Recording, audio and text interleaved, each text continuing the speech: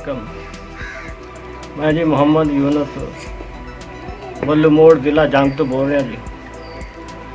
ਤੇ ਮੇਰਾ ਦਿਲ ਦਾ ਬੜਾ ਪ੍ਰੋਬਲਮ ਹੈ। ਦਿਲ ਮੇਰਾ ਜਿਹੜਾ ਨਾ ਕੰਮ ਨਹੀਂ ਕਰਦਾ।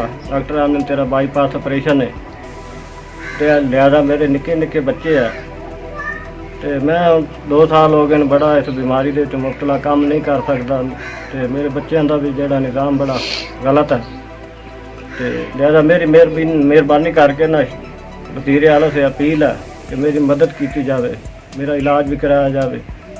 यह फैलां थोड़े सामने देख सकते हो तो अगर कोई झूठ हो तो तुम आके मैंने इतने पूछ सकते हो, किसी बंदे तो पूछ सकते। ये जी मेरी एंजियोग्राफी की रिपोर्ट है जी, 3D बनी हुई है तो लिहाजा मेहरबानी है।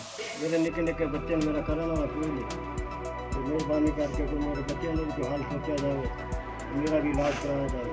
मैं 2 साल हो गए, मैं घर बैठा, मैं काम करने के काबिल नहीं, मैं बड़ा तंग, मैं उधार लै के खा के तंग हो गया हूँ। मैंने उधार भी नहीं देते।